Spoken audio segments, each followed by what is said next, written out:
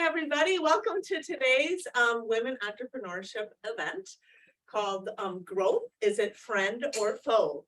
And my name's Sheila Long. I am the founder of MalamaDoe, and I am thrilled to have our three panelists here today.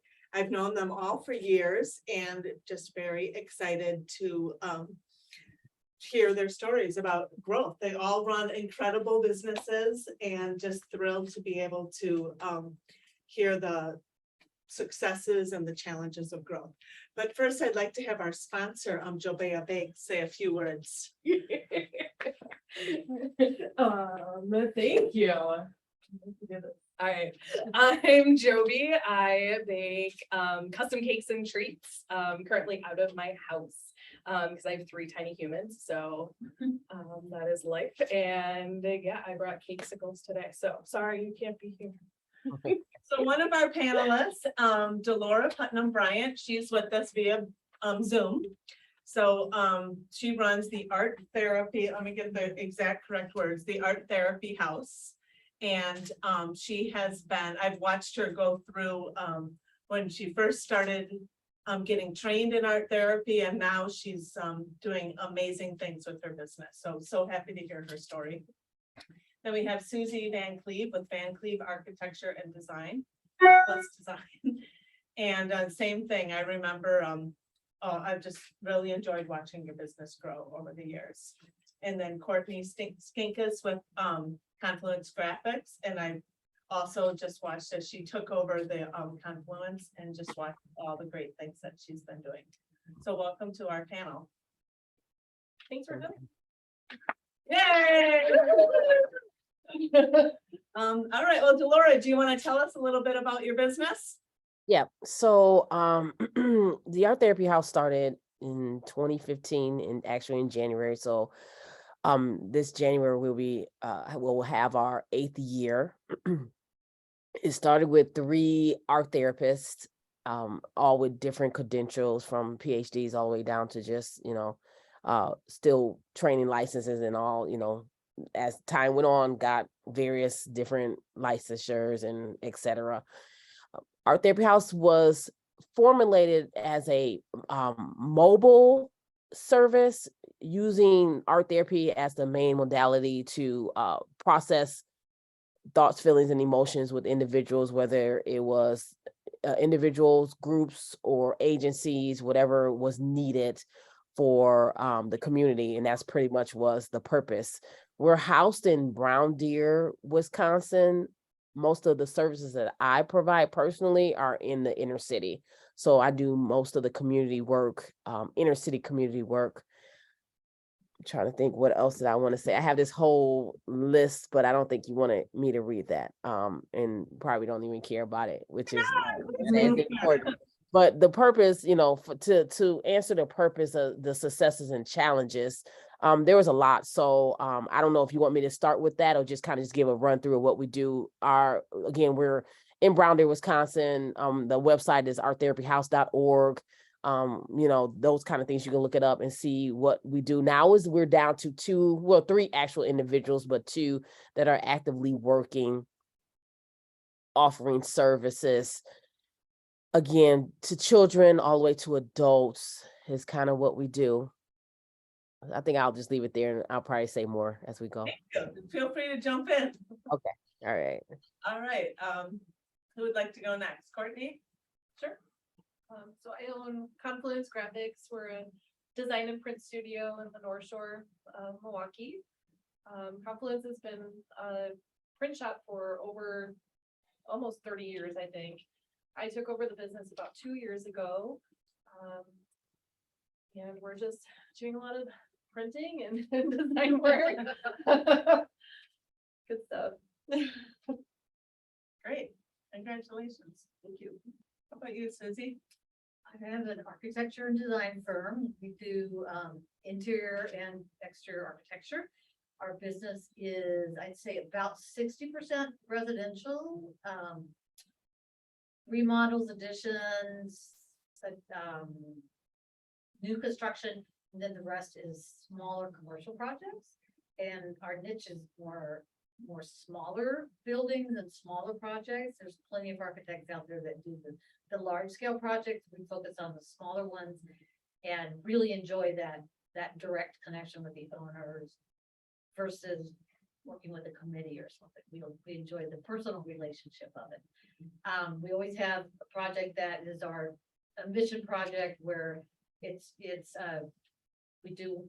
try to have one project going on at a time where it's reduced fees, where we work in some disinvested neighborhood or something like that, or a business that, for instance, a child care center that needs to open in a church, we'll work with them for a while. So we always try to have one of those going on at a time. Let's see what else to notes. That's about it. Oh, great, thanks. So how do you guys feel? You've all why don't you tell your story of like growth? Like, has your business like grown a lot since you started? And then, is it like something that you really, are thrilled about, or would you rather not have such a chaotic lifestyle? I know, the friend or foe. Delora, you're laughing at me. You want to get started? You were talking to me Yeah, about I can go ahead. summer. So 2015, it was a slow start. We were just, just trying to get things under our feet. We were all primarily five full-time art therapists working in many capacities. For myself, I was working at a mental health hospital, Rogers. And so most of us had full-time jobs plus other stuff, family and all of that. When we got started, it was a slow start. It's a nonprofit. I did not say that, where we had to, come up with bylaws and all of that. And that was a struggle in and of itself. They say it takes 100 hours to put all that stuff together. And it took exactly that, if not more, to put all that together. We had 5 people, which was a lot of work. And we learned through that process. We were doing it all by ourselves to the point where we had to get legal assistance to make sure everything was in order during that time. So it was a slow start. I would say we got, a couple of clients here and there, like working with the Epilepsy Foundation. I here and there, something for, a summer or a couple of months. We did things with St. Charles, also NPS, working with the teachers. I'm trying to think, what else did we do before COVID? I think that's pretty much it. It was a slow start. Then COVID hit, and then we hit the wall, nothing. It was nothing really much going on at that time. We were barely able to do anything, because everyone at that point was in the house or, working very remotely or working very little, because especially a number of us all worked in mostly hospital settings. And so that made it very difficult to do much of anything. So at that point in time, during that time, 2 of our individuals just said they could not continue. They just didn't feel like they were able to put a lot of energy into the practice, and decided to leave. And so then that left us with the 3 of us. And we still have one that's just kind of undecided, neither here nor there. The space that we have is kind of open for you to, is conducive for you to do kind of what you want, not like just willy-nilly, but like create your own clients and all of that. And it's really about the energy that you want to put into it. And that's what you can grow and get out of it. Mostly, again, our businesses are ran outside of the facility. We do have open studios that ceased, that was actually in-house. That's starting back up. I think we only had one so far this year. I think it started at the beginning of November. Our next one will be this Friday, where you can come and see what art therapy is about. It's called our Open Art Studio. And that's kind of where we are. We currently apply for a grant, which I can't remember the name of the grant because I knew it was going to leave me. I should have wrote it down. We were granted $1 million to work in the inner city doing, I think we have to have 6 groups by the end of the year, all the way up to 18 by another year, which is fine because I conduct several groups right now. I'm up to 4 just by myself. So, it's not difficult to find groups. What is difficult for us is to have the staff to conduct the groups.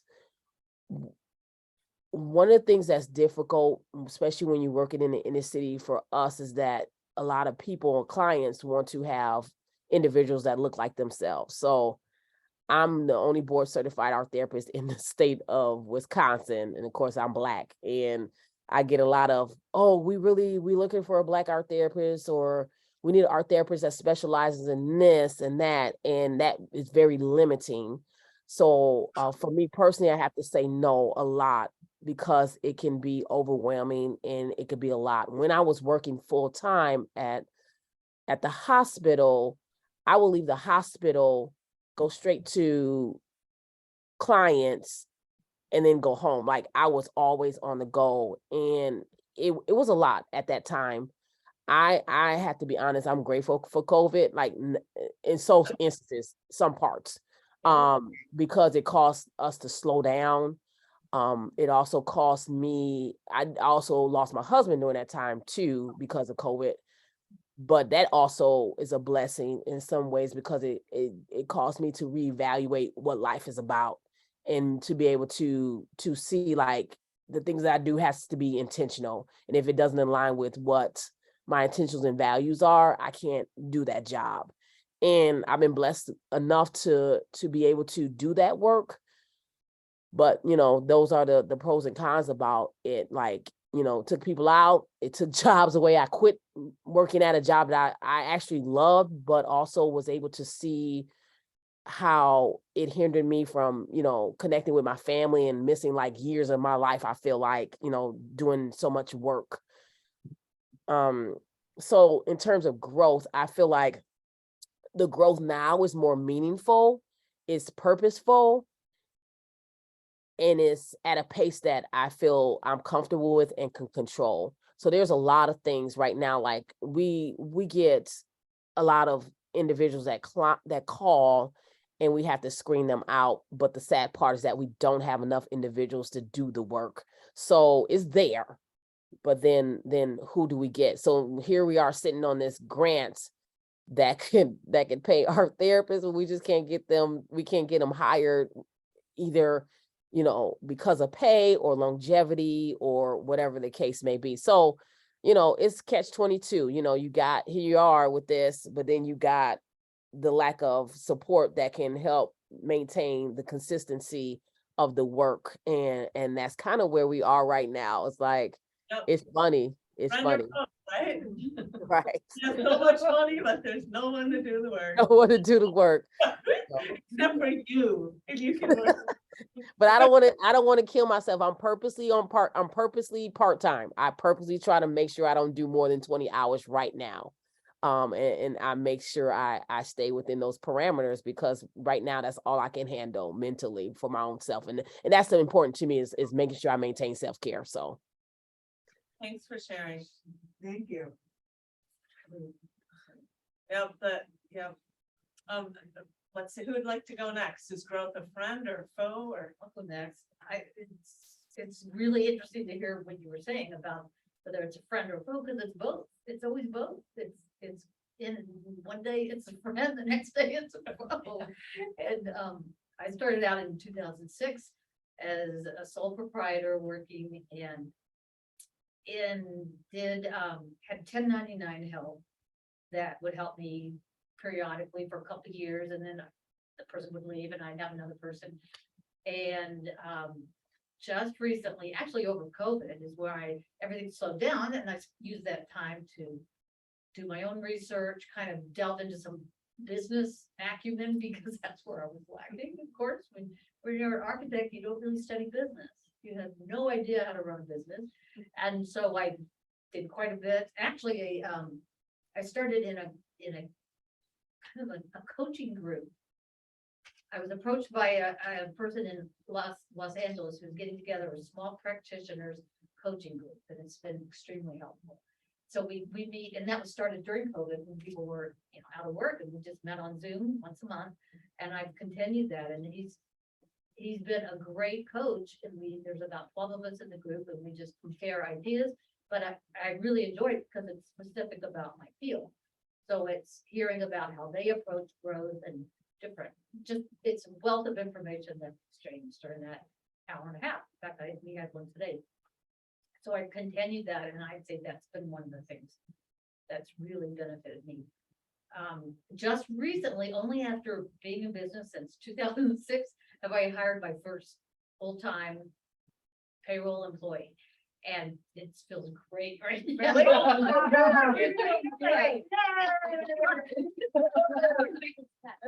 It was a big step. But the problem was finding somebody who had enough experience, because architecture is a very technical field, and you can't just hire someone out of school. They just don't have the experience.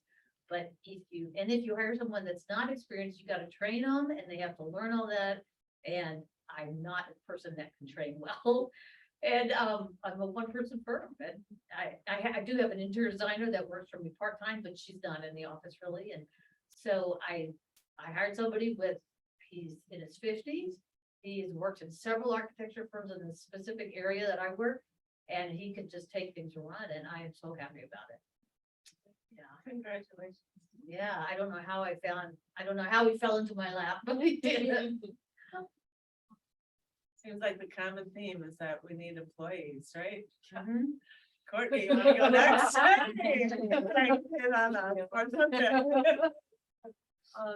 a little bit different. I took over an established business, so, but I also purchased a business during the pandemic. So the business itself had been declining a little bit. We were lucky enough that we were considered an essential business because we provided printing to some of the local villages and municipalities. So very fortunate there. When I took over, there were 3 of us, myself, my husband, and a designer. Now we're up to 4 full-time, and I just hired a part-time person. I'm super excited. Mostly women too, which is great, being a woman-owned business. You know, I want to make sure to be mostly women powered, as long as they know what they're doing. Which I'm super lucky because my team is great. They're super great. We're growing. We've been growing, I'd say every month over month, we've been growing, minus one month this year. We're almost to where we projected to be at year 3 when I took over. So that's been very exciting, but at the same time, you know, we need more people. I need more help, even though I just hired somebody. We can always use more help. So yeah, but like you said, friend and foe, trying to grow a business. And there are a lot of things that I didn't know about being in business. And like you said, you know, I'd done everything except actually own a business. You know, I did sales, customer service, purchasing. I mean, everything I felt like that was building me up to running a business, except for the actually, you know, running the business part, which seems like it should be easier than it actually is, but it really isn't. So I've spent a lot of my time, you know, joining groups of other business owners to kind of get, you know, that being able to bounce ideas off of each other, and, you know, joining groups like the SBA Thrive program, which is the new emerging leaders. It's been very like in-depth on, you know, learning about business processes, contracts, you know, financials, which is something that I'm still trying to wrap my head around when it comes to like profit and loss and all of that. So Yes. And what does your business offer? I know I didn't say that when I said we just do design and print. So we do graphic design, and then both for print and digital, and we also do commercial printing. So anything from a business card, brochure, flyer, to signage. So everything in between. Thank you. Thank you for asking. So it seems like a common theme is not knowing how to run a business. Does anyone want to elaborate on that? I hear it all the time. We haven't had as many tours as we used to, but all the time, like, you studied business. Like, no one knows what they're doing in business. That's why, I don't know, that's why we study it. But what are the answers? No one has them. You guys want to elaborate on any problems, or Delora? Anything where you're like, oh my gosh, we were neighbors. Delora and I have been through a lot together. So, I don't know how to run a business. I know how to get contracts. I'm good at that. I know how to write them up. I'm not always good at marketing myself in terms of value of what I'm worth. I'm a sucker for that, because I tend to work with other nonprofits, and so you want to like, oh, you don't want to overcharge, because I know how it is when you don't have the money, like before the $1 million, like I know what it's like, and like you never want to overcharge, but then you think to yourself like, dang it, I shouldn't have done that, like, because now I'm short on my end, so marketing yourself in a way that is one of the things I had to learn, and I'm now a stickler at just keeping a price. And what I won't do is, if I like in the beginning of the year, January, I will look over, like the national pay for art therapists and groups and all of that. And it kind of goes in line with counseling. So you kind of look at everything, and then I'll set a price, and then I'll just stick to that for the whole year. Usually you need to like, raise the market or, decrease or whatever. I don't even go into that because that's too much work. But I'm terrible at business side of things. Yeah, paying the bills, like everything is automatically withdrawn, because if I were to do it and have to thank God no one writes checks anymore. But that piece, things won't get paid because I will forget. It's just not one of those things that I am good at. But I can say I love now, it seemed like since COVID, like all these new apps pop up, and there's a ton of apps that are so very helpful, which I can't tell you honestly what they are, because I should have wrote that stuff down. So I kind of play with various apps. I could probably look up some on my phone. I may have to come back and tell you later, of things that kind of help me process through things. Like for us, there's an insurance app for therapists or counselors to have, some type of insurance, but in that insurance, there's these various apps that they give you that will help you with, finances and all that type of thing. I'm also a part of the SBA, the government support line, whatever you call it. Trying to think of what else do I tap into. I know I'm a part of some Black business something. I feel like I'm funny because that's how it is. You don't remember, and no one remembers. I'm all kind of giggling, Delora. Delora couldn't be with us today for. I have a laundry list of things I just like, and there's a meetings, and I'm always in meetings, and just to find out more. And that's kind of like how we started. Went to the public library to learn how to grant write. I don't know if you know that the public library offers classes. Like I've done it all, like trying to learn how to do all this stuff for free. For free is the best way. And then sometimes you just have to pay. There's some things you just have to pay for and be willing to just, use the money, whatever you have to get your needs met. But I start with free. Like I said, the legal stuff we went to Marquette to get that. That was for free, so, but then there's times you just got to pay too. So I'd say try whatever you can and learn whatever you can. And then if you can't, just hire someone, because sometimes it can be stressful. Just hire somebody, so. Can I share a really good resource that I also don't know the name of it? Yeah. Can you speak up? Yes. So UWM has a really good free source that you can use for small businesses. Okay. The SBDC. Yeah. Yes. Oh, the Yes. SBDC at UWM. Cheryl Mitchell used to come to our meetings. Yep. Oh, okay. So they have a couple of them working. They're amazing. I wouldn't have my business without them. Oh, really? Yeah. We used them in the beginning too. Some of our initial setup. So do we want to talk about equity? You guys all full owners of your businesses, or have you given up any equity? I'm 100% woman owned and certified. All right. And working on other All certifications. right, great. Congrats. We're not certified yet. That's something we're working on, but we're all women owned. What certifications are you thinking about? Well, the one I was thinking about was minority, because 51% would be what we are. Again, not knowing what one of the partners wants to do is kind of getting us hanging in a limb, but we still have to get certified to be women owned. We haven't, it's what I found is that being a nonprofit is a little different than a profit. So there were loops for that. Gotcha. Okay. Feelings on employees, you guys all need employees, right? So hard to find qualified employees. It's so hard.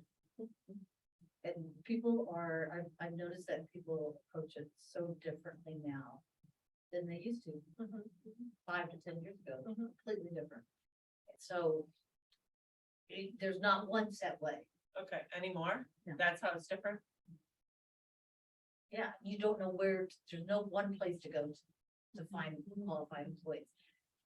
You would think that, so there's a professional architects association in Wisconsin and national. You would think that's where you would go, but no, they don't have that. They don't have a job Wow. listing there, and I don't know why.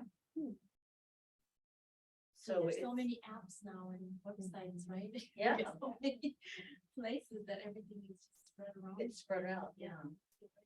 I actually found my personal LinkedIn, but just putting it out on, just posting that on LinkedIn Yeah. and purchasing for the ad there. But I would say that I got 99% people from out of the country that applied, Wow. and two Same. people local applied, and one of them, the guy I hired. Wow. Oh, Wow. you scored. Even though I Right. went, even though I went through all the filters to take out anybody, I wanted people that were local or willing Yeah. to commute. I mean, not commute, but willing to move to Milwaukee or something and or close by. And I even put all those filters on it. I said English had to be your native language, and they didn't matter. They all just said they spoke English, even though they didn't. Or they all said that they want to move to Milwaukee. Wow. Interesting. Yeah, it was hard. Kind of disappointing. Yeah, and you want to be legal too, but Yeah, then you're right. like, you do have requirements. We went through that, didn't we? We had a training at MalamaDoe a few years ago where we went over what are the legal questions you can ask when hiring employees. Right. Sometimes you just need a friend though, who needs a job, who you can just hire, right? Who's trained. No, I know. No friends, no family. But you should hire your husband though. Your husband's working for you. We tend to go to the universities looking for graduate students, most likely, because that's a way to, I hate to say it, pay cheap. To get people in the door.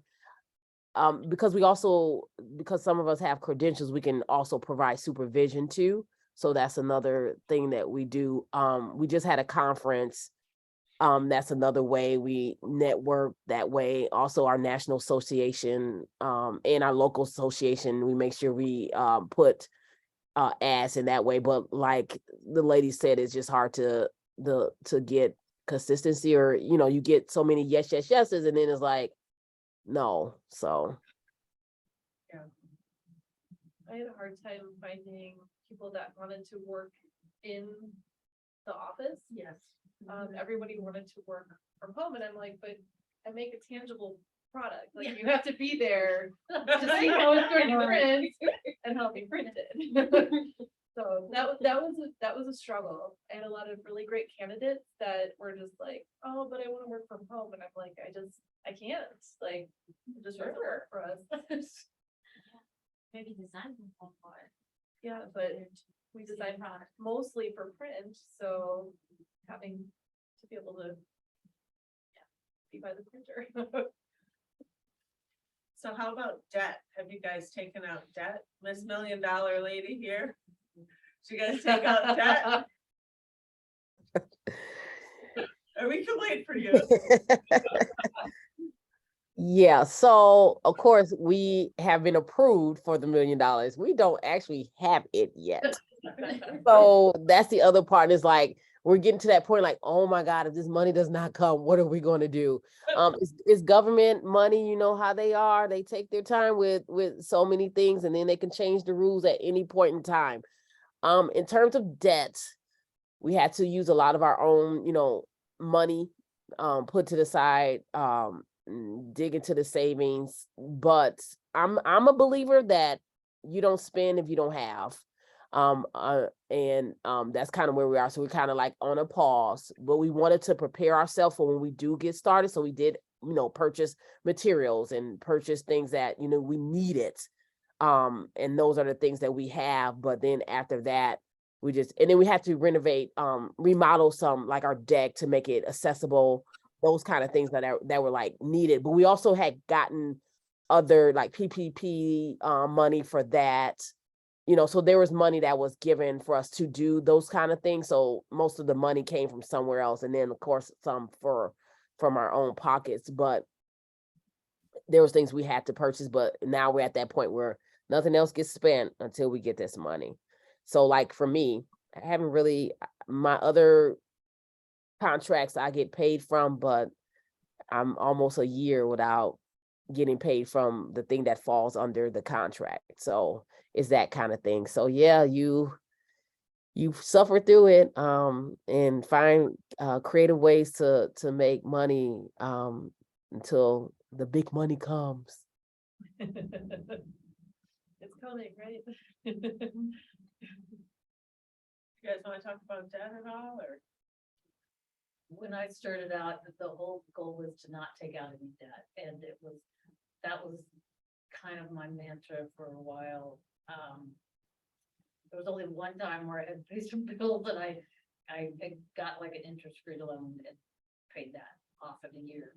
But otherwise and that's partly, it hindered me from growing, definitely. It hindered me from growing and going sooner. I was scared to take out. I was scared to make that leap. So when I purchased my business, I worked a corporate job for 18 years or so, and I was a pack rat with my money. So I had a little bit saved up to put a down payment on a business loan. Ended up working with MEDC and got an SBA loan. I didn't qualify for any PPP or anything because I was considered a new business. So I was lucky enough to end up with a community advantage loan, and they actually paid my loan payments for about 6 months. Wow. So that was like a huge start for us, that not having that loan payment. Otherwise, I mean, we've made upgrades to equipment, but everything that we're doing, we're trying to only buy things that we can afford. So if I have the money in the bank, I'll buy it. But if I don't, then it's like, well, do we really need this, or can we make do for a while? Yeah, debt is that's a slippery slope. It's a slippery slope. People have credit cards, and I think, I mentioned to one of my mentors that I had to open a credit card for the business, and she was like, wait a minute, a credit card? And I was like, don't worry, like I only put things that I can't buy with, a check or cash, and then I pay it off every month. She's like, great, okay, good. Slippery slope. Yeah, it's scary. So if you had like what's it called, like a mirror, and you could look back and say, what did you do right or what did you do wrong? What would you guys, any changes or stuff you're really proud of that you've done? I would have hired a bookkeeper and an Really? accountant that knew my business. That really screwed me up for a while. I still don't have a bookkeeper, but I have an accountant that understands my business now. And at first you didn't. At first I didn't. I think she thought that I was doing like business out of my home, and that it was a very small scale And like, so then there were all these things that were coming up and I was like, well, what about this? What about that? She's like, well, I don't know. I'm like, what do you mean you don't know? Like, I hired you because you're the expert. And, oh, well, I don't know. I'm like, okay. So then I started to look for another account. Yeah, right. Because that wasn't working out very well. Well, my husband is my accountant, so, Oh, wow. which is not always good, but, You can't hide anything then, right? Oh, this helps in a way, but it means I don't understand a lot of what he does, and I should. It kind of takes off my plate though. Some of the things we get, some of the things that you've done really well. Or maybe that was what you did well, having your husband be here.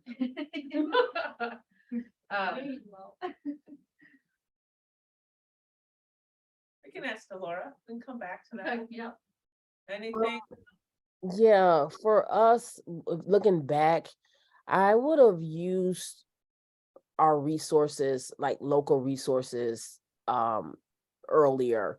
Like we went in just willy-nilly, flying by the seat of our pants, learning as we went along, instead of just asking other nonprofits that were in, like, I found one later, like this year, and I wish I would have spoken to that nonprofit and the founder of that when we started, because she had gotten that loan before. She's been through this and fell apart and got back up. Like, could have saved us a whole bunch of time and energy if we would have reached out more to other agencies that went through the same process that we went through.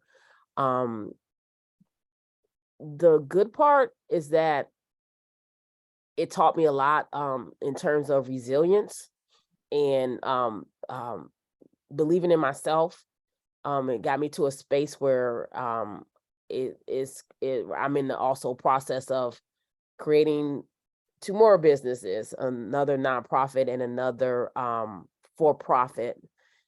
So creating a space where looking at, but these are needed things, like not just trying to create something just to be creating something, but other entities that's needed. One of which is looking at the lack of resources in the inner city and definitely in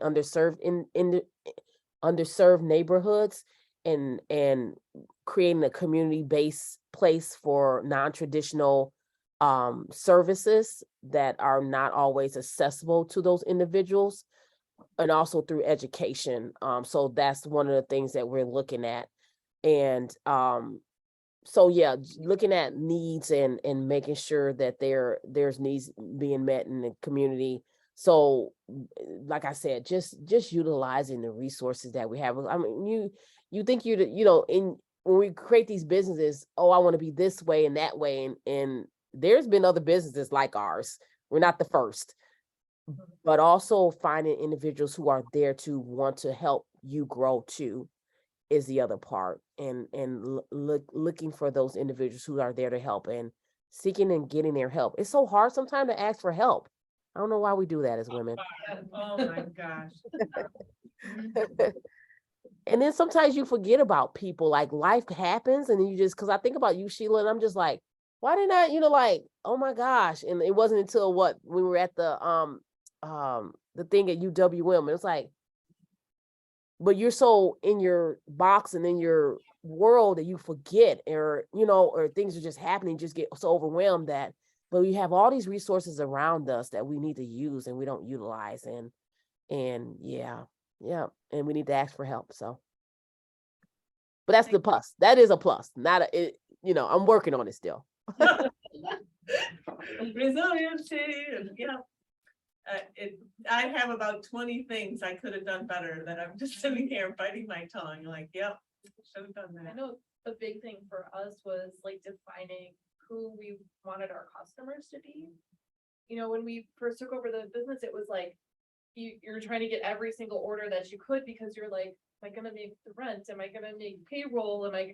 That we were spending so much time on things that weren't doing any good for us. They weren't doing any good for the customer. So like having that focus has been really good for us this last like year or so, when we're like, okay, we can't please everybody.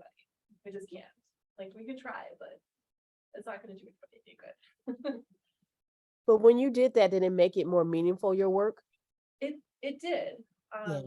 because you don't wanna work with people that you don't wanna work with. Like, I know that hopefully Yeah. that like sound like No.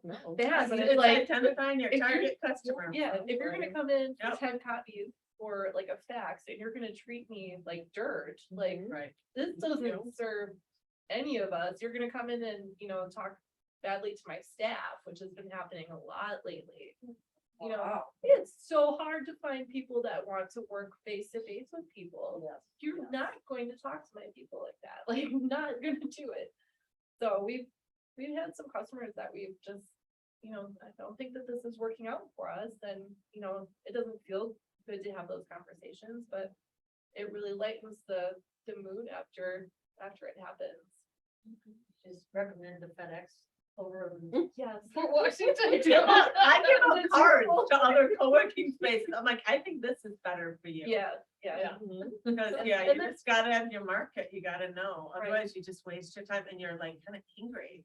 That and it like, it makes it so that your staff actually like trusts you too, that you're like thinking, you're looking out for them, and it's not just about making $1, because that's, I always say that I'm a terrible business person, because like, I'm not really in it for the money. I like meeting everybody, I like talking to people, I like helping people, like, me going into a printing business, I'm like, all right, I'm printing things on paper, like super exciting, and I'm sure everybody needs it all the time, but really, like, I do get to help. I get to help a lot of people. Like, everybody needs business cards, and seeing people like get excited about, this is my first Right. business card. Like, look, like those are the things that like make it worth it.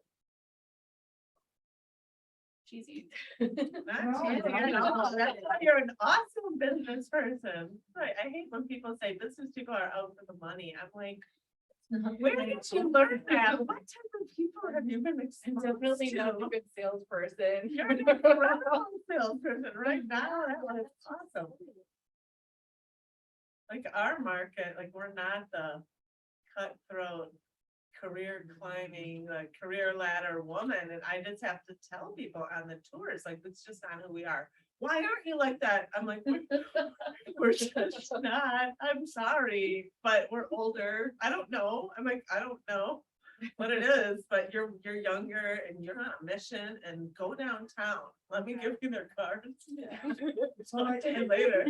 When you do that, you also do a better job because you're connecting with and enjoying working with these people. So not that you would not do a good job, but there's just more that comes through with your product. Yeah, and then they can give you a referral. Oh, Or someone absolutely. else. I'm like, if you are, and I tell people, you are not you are not it. That's okay. My feelings aren't hurt, but you'll find someone, or someday you will be our person. Yeah, Right. right. Yeah, my philosophy is that it's all about the stage of life that you're in. Yeah. And what you want out of it, and growing could be something that you want at a certain time, but just maybe making, like I get stuck with doing the day-to-day operations like we were talking about. And I tend to just, like you said, focus on that and not look beyond to get help. But sometimes that is what you just need to do that in life, and you don't have time to maybe make that next leap. But when your own life slows down, then maybe that's the time. So it's all about timing as well. That's a good point. Great Yeah, point. It's a very good point. Like if you have a bunch of kids running around at home, Yes. that's not a good time to take out. You know, and to me, as female entrepreneurs, kids are a big part of that. Yes. And that, that's your life situation. That's our panel on Thursday, and Joe Bea is on our panel for that. Really? But, necessity and flexibility in entrepreneurs. Yeah. Come back and hear me. Yep, Thursday. I'll be here.